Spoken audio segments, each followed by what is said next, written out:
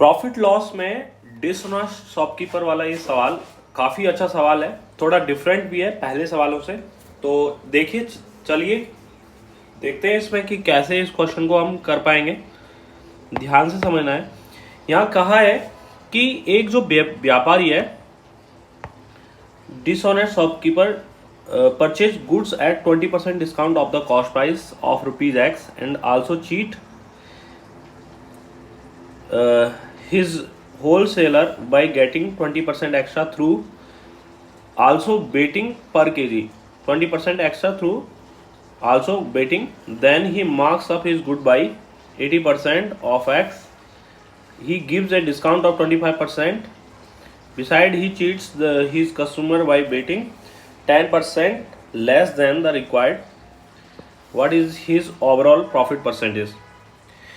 देखिए, मैं आपको फिर से समझाता हूँ सवाल क्या कहना चाह रहा है कि एक बेईमान दुकानदार की बात की है यहाँ, जो X रुपए के क्रय मूल्य पर 20% X रुपए के क्रय मूल्य के 20% छूट पर सामान खरीदता है।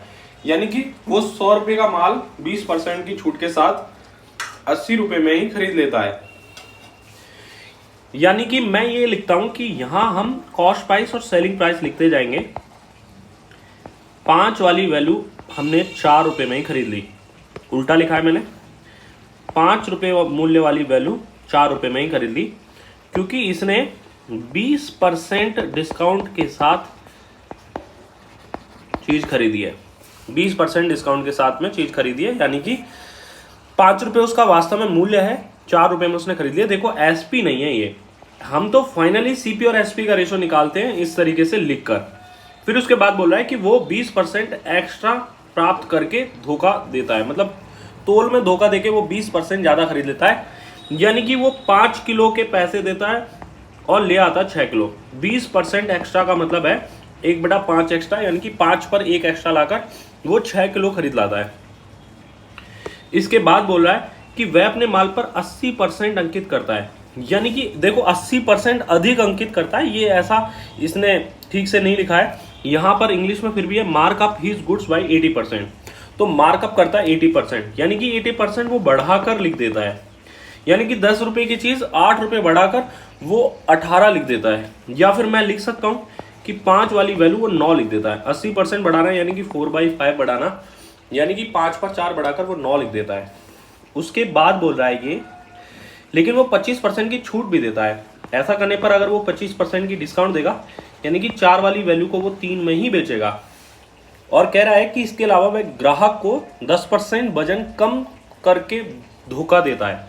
यानी कि जब वो तोलता है ना, तो 10% कम तोलता है, यानी कि 1000 ग्राम की जगह वो 900 ग्राम ही देता है। या फिर मैं ये कहता हूँ कि 10 किलो की बजाय वो 9 किलो ही देता है। ये रेशो आपको इस तरीके से बनाते जाना है।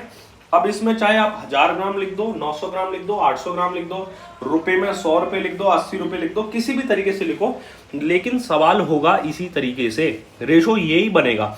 आप कैंसिल आउट कर लेते हैं, 9 से 9 कैंसिल होगा, यहाँ 5 से 5 कैंसिल होगा, और ये 5 और 4 20 है, ये 10 से कैंसिल होगा 2 बार, तो यहाँ बचेगा 4 और 2 8, 4 और इंटू 2 करेंगे 8 आएगा, और 6 इंटू 3 करने पर ये वैल्यू आएगी 18।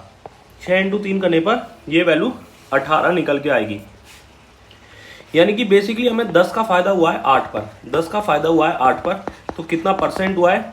अब हम सॉल्व करें, 2 से 5 बार, 2 से 4 बार, 4 से 25 बार, तो 25 इंटू 5 125% का यहाँ ओवरऑल प्रॉफिट हमें मिलेगा। और यही क्वेश्चन का आंसर है। बहुत ही शानदार क्वेश्चन है। मैंने कोशिश की है कि आपको इसे शॉर्ट में आसानी से कैसे किया जाए वैसे बता पाऊँ, और उम्मीद करता हूँ ये क्वेश्चन समझ में आया होगा। दोबारा देखें, समझें, भले ही रट लें कि क्या प्रोसेस रहता है इस क्वेश्चन का, वो याद रखने हैं आपको। ठीक है, थैंक यू।